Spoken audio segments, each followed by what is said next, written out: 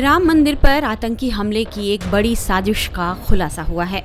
हमले की साजिश रच रहे अब्दुल रहमान को गुजरात एटीएस और फरीदाबाद एसटीएफ ने मिलकर गिरफ्तार कर लिया है, जिसके बाद राम मंदिर पर होने वाले एक बड़ी साजिश से पर्दा उठ गया है। अब्दुल से 2 हैंड ग्रेनेड भी बरामद हुए हैं। अब्दुल रहमान से पूछताछ में यह बड़ा खुलासा हुआ है। जानकारी के मुताबिक 10 महीने पहले वो आईएसआई के Islamic State Khorasan province module से जुड़ा था। उसे वीडियो कॉल पर ऑनलाइन ट्रेनिंग दी गई थी। वो नाम बदलकर राम मंदिर पर हमले के खतरनाक साजिश को अंजाम देने वाला था। आरोप है कि अब्दुल रहमान ने कुछ समय पहले राम मंदिर की रेकी भी की थी और रेकी के बाद उसने कई अहम जानकारी पाकिस्तान के आईएसआई के साथ शेयर भी की थी। अब्दुल पर कई कट्टरपंथी जमातों से भी जुड़े होने के आरोप लग रहे हैं। अब्दुल रहमान उत्तर प्रदेश के अयोध्या जिले का रहने वाला है। उसकी उम्र 19 साल बताई जा रही है। परिवार में माँ बाप के अलावा 3 छोटी बहनें हैं। उसने केवल 10वीं तक की पढ़ाई की है। अब्दुल रहमान अयोध्या के मिल्कीपुर में ई रिक्शा चलाता था। माँ बाप का कहना है कि उन्हें इस बारे में कुछ भी नहीं पता कि उनका बेटा क्या साजिश रच रहा था। माता पिता का यह कहना है कि बेटा दिल्ली जाने की बात कहकर घर से निकला था। उन्हें क्या पता था कि ऐसे किसी मामले में उसकी गिरफ्तारी होगी। बेटे की गिरफ्तारी के बाद अयोध्या पुलिस उन्हें भी पूछताछ के लिए लेकर गई थी, हालांकि फिर उन्हें छोड़ दिया गया। अब्दुल के बारे में उसके घर से और जानकारी दे रहे हैं हमारे संवाददाता अदीब।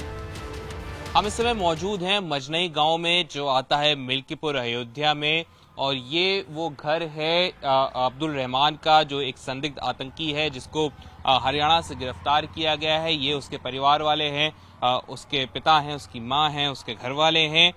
यही वो रहता था। घर वालों का कहना है कि उनको इस बारे में कोई जानकारी नहीं थी कि वो कहाँ था, क्या था। हालांकि इनका ये कहना है कि वो 1 तारीख को दिल्ली जरूर गया था, इनको बता के गया था कि वो जमात में हिस्सा लेने जा रहा है, और अगले दिन 2 तारीख को उसका 12 बजे से फोन स्विच ऑफ आता है। यह ऐसा परिवार का कहना है। और परिवार वालों को फिर कल शाम पुलिस जब इनके घर आती है, इनको थाने लेके जाती है, इनसे पूछताछ करती है, तब इनको पता चलता है कि इनका बेटा किसी तरह की आतंकी गतिविधियों में शामिल था, जिसकी वजह से उसको गिरफ्तार किया गया है। हालांकि परिवार का कहना है कि उनको इस बारे में कोई जानकारी नहीं थी, ना ही कभी उनको ऐसा लगा कि उनका बेटा किसी ऐसी चीज में इन्वॉल्व हो सकता है। परिवार का ये भी कहना है कि अगर आरोप सिद्ध होते हैं तो परिवार अपने बेटे के साथ, अब्दुल रहमान के साथ नहीं खड़ा होगा और कानून की मदद करेगा। परिवार ने मांग करी है कि इस मामले की ठीक से जांच हो ताकि उनको न्याय मिल सके, और अगर अब्दुल रहमान उस आतंकी गतिविधियों में शामिल है तो ये परिवार उसका साथ नहीं देगा, बल्कि कानून के साथ खड़ा होगा। परिवार लगातार मांग कर रहा है कि इसमें जांच हो ताकि इनको न्याय मिल सके। ये इनका घर है, ये मिल्कीपुर का मजनई गांव है, यहाँ पे ये पूरा परिवार रहता है। परिवार का ये भी कहना है कि उसने पढ़ाई लिखाई भी इसी गांव से करी थी और सभी गांव वाले उसको अच्छे से जानते थे, कभी ऐसा कुछ नहीं हुआ।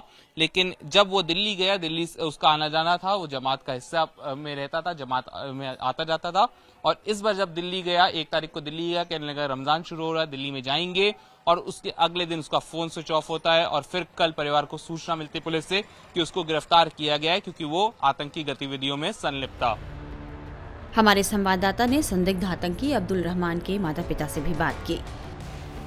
आपका क्या नाम है? जी, अबू बकर नाम है।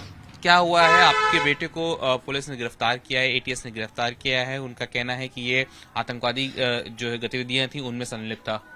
सर जी, अगर ऐसा है तो हम अपने लड़के का साथ बिल्कुल नहीं देंगे, अगर ऐसा है।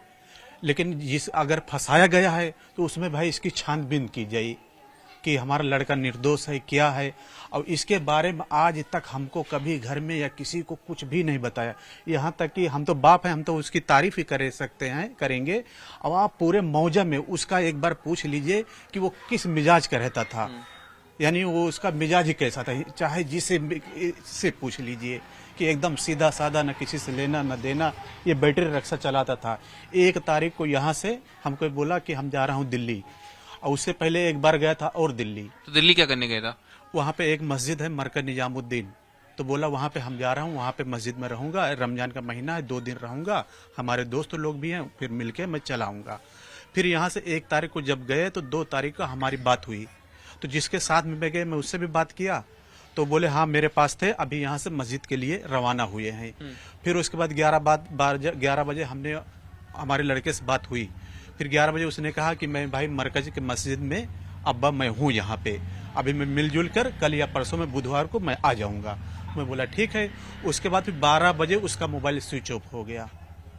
उसके बाद क्या हुआ? वो वहां से हरियाणा कैसे पहुंचा? क्योंकि उसकी गिरफ्तारी हरियाणा से हुई है। आप लोगों को कब बताया गया? हमको यानी जब मीडिया वाले आए तब बताया गया, हमको न थाने में बताया गया न कहीं बताया गया। जब यहाँ पे आए घर पे तो यहाँ पे मीडिया वाले आए तो उन्होंने बताना शुरू किया, तो जाके हमको मालूम पड़ा। तो लेकिन हरियाणा कैसे गया वो दिल्ली से? अब यही चीज तो हमको पता नहीं कि किसके साथ में था, कौन सा था, ये चीज मालूम तो होना चाहिए।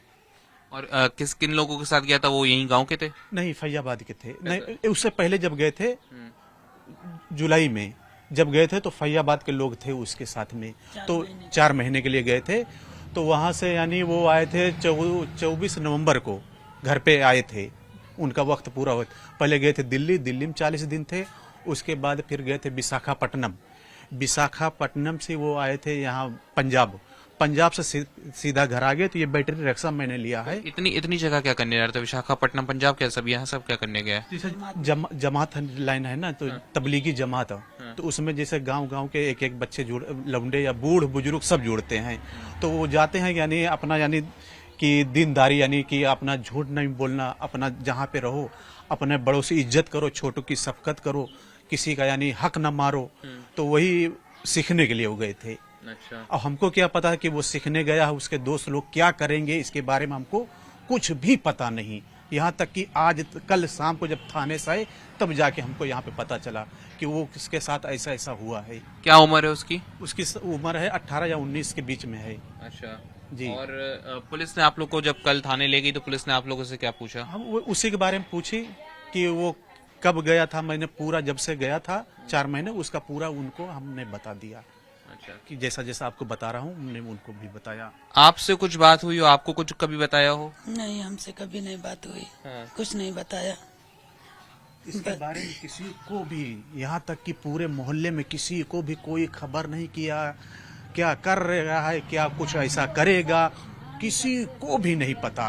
कि कोई लौंडे में किसी को बताता, वो आके हमको बताते कि तुम्हारा लड़का ऐसा बोल रहा था, तो भी हम इस पर एक्शन लेते।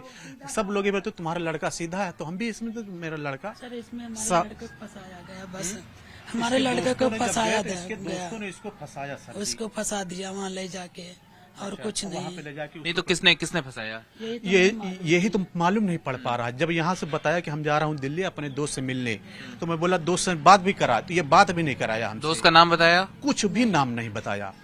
बोला मैं जा रहा हूँ, मैं 2 दिन के लिए जा रहा हूँ। तो इससे पहले भी गया था जब दिल्ली, तो या तो इसमें कोई कनेक्शन होगा उसका। अब ये चीज की जांच हो तो पता लगे कि क्या है इसका। अच्छा। आप कहा यह जा रहा है कि राम मंदिर को टारगेट कर रहा था, राम मंदिर भी गया था और राम मंदिर पे ही हमला करने की थी, ऐसे आरोप उस पे लगाए जा रहे हैं। क्या आप लोग मानते हैं ऐसा? नहीं, ऐसा तो कुछ भी नहीं है। जरा सा अगर कुछ ऐसा होता तो यहाँ पे हिंदू मुसलमान सब यहाँ पे रहते हैं, कुछ तो किसी को मालूम होता क्या इसका मिजाज है, कैसा क्या, कोई लोकेशन तो होती मोबाइल की। और ये कागज क्या है आपके हाथ में? ये कागज उसका ऑपरेशन हार्ट का कराया था मैंने वहाँ अहमदाबाद में। कब की बात है ये 2009 की है। ये उसके दिल में छेद था, तो उसका यानी पैदा हुआ तब से था, लेकिन हम लोग को पता नहीं चला। जब 3 या 4 साल का हुआ तो जाके पता चला। तो हमने वहाँ पे मोदी जी ने एक योजना निकाली थी तो सहूलत वाला, तो हमने उसमें जाके फार्म हिस्सा लिया, तो उसमें उसका ऑपरेशन हुआ। अच्छा। अहमदाबाद में। और पढ़ाई लिखाई क्या करी है उसने? उसने यहाँ पे 10वीं पास की है मजनई में, मनीराम इंटर कॉलेज में। कभी आप लोग को कुछ स्वभाव में अलग से लगा हो? सर जी जरा सा भी हमको होता, क्योंकि हम यहाँ पे रहते हैं। हम ये सोचता हूँ मैं अपनी जात से किसी को या अपने देश को जरा सा भी नहीं, अगर गलत कर रहा है, चाहे वो मेरा औलाद हो, चाहे मेरा भाई हो, चाहे मेरा बाप हो, उसको सजा मिलनी चाहिए। अगर आरोप सिद्ध होते तब क्या करेंगे आप? हम उसके तरफ से कुछ भी नहीं बोलेंगे। उसका जो सजा सरकार देगी हमें मंजूर है, अगर उसका आरोप सही है। लेकिन इस चीज की उसकी जानकारी यानी तहकीक इंक्वायरी होनी चाहिए। अगर वो आरोपी है, जो सजा दे उसको, हम उसके बारे में कुछ भी नहीं बोलेंगे, लेकिन इंक्वायरी हो जानी चाहिए इसके बारे में। पुलिस ने अभी आपसे और क्या कहा है? बस उसी के बारे में खाली पूछताछ की है। नहीं, आप लोग को कहीं बुलाया था कल थाने? हाँ जी, थाने बुलाए थे, वहीं पे पूछताछ हुई है। अच्छा। उसी के बारे में। उसके बाद फिर हमको ला के घर पे छोड़ दिए, बोले घर पे रहना। मैं बोला ठीक है भाई, हम घर पे रहेंगे। फिलहाल पुलिस अब्दुल से पूछताछ कर रही है और उससे और जानकारियां ली जा रही हैं। बता दें कि राम मंदिर निर्माण के बाद से अयोध्या लगातार आतंकियों के निशाने पर है। हालांकि अब्दुल को गिरफ्तार करके जांच एजेंसियों ने ISI की एक बड़ी साजिश को नाकाम कर दिया है।